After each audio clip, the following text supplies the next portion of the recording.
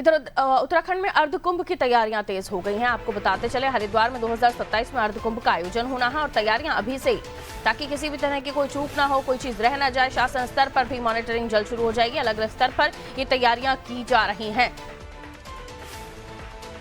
सोनू हमारे सहयोगी हमारे साथ जुड़े हुए हैं खबर पर जानकारी के लिए। अर्धकुंभ की तैयारियां तेज, 2027 में अर्धकुंभ होना है, लेकिन उससे पहले ही 2026 में हम देख रहे हैं अभी से ही तैयारियां हो रही हैं। यानी जो व्यवस्थाएं हैं उनको लेकर किसी भी तरह की कोई चूक ना हो, कोई गलती ना हो, कुछ रह ना जाए, किसी भी तरह की कोई शिकायत नहीं चाहती है धामी सरकार। जी सोनू।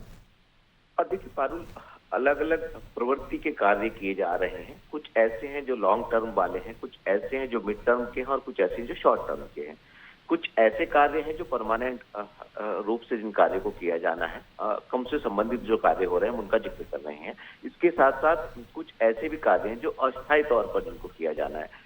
लिहाजा एक तरफ जहां कुंभ की तैयारियां शुरू हो गई हैं, क्योंकि बड़ी संख्या में श्रद्धालु गंगा में आस्था की डुबकी लगाने के लिए पहुंचते हैं और अलग अलग अखाड़ों के जो महामंडलेश्वर हैं, जो महंत है, उनकी भी एक प्रक्रिया के तहत शाही स्नान में उनकी भागीदारी होती है। तो ऐसे में जो तैयारी की जा रही है, जल्द ही इन सभी तैयारियों की प्रत्येक दिन शासन स्तर पर मॉनिटरिंग शुरू होने जा रही है। लिहाजा मेला अधिकारी के नेतृत्व में जिला प्रशासन के स्तर पर और संबंधित जो विभागीय अधिकारी, विभाग अध्यक्षों के आपसी समन्वय के साथ तैयारियों को शुरू कर दिया गया है। जो गंगा के स्नान घाट हैं उनका सौंदर्यीकरण का कार्य किया जाना है। जो बाहरी क्षेत्रों से बड़ी संख्या में लोग आएंगे हरिद्वार में कुंभ के स्नान के लिए, उनकी आवाजाही और ट्रैफिक व्यवस्था में कैसे आधुनिक तकनीक का उपयोग किया जा सकता है, सुरक्षा के चाक चौबंद प्रबंध कैसे किए जा सकते हैं, इसमें एआई जैसी तकनीक का कैसे उपयोग किया जा सकता है।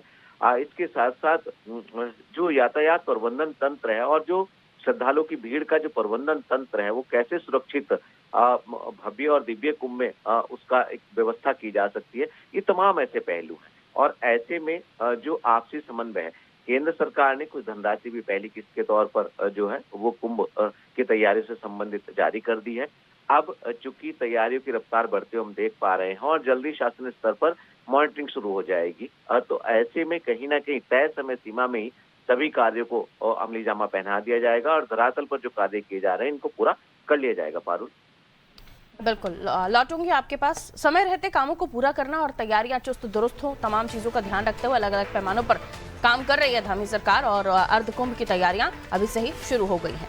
लौटूंगी सोनू आपके पास।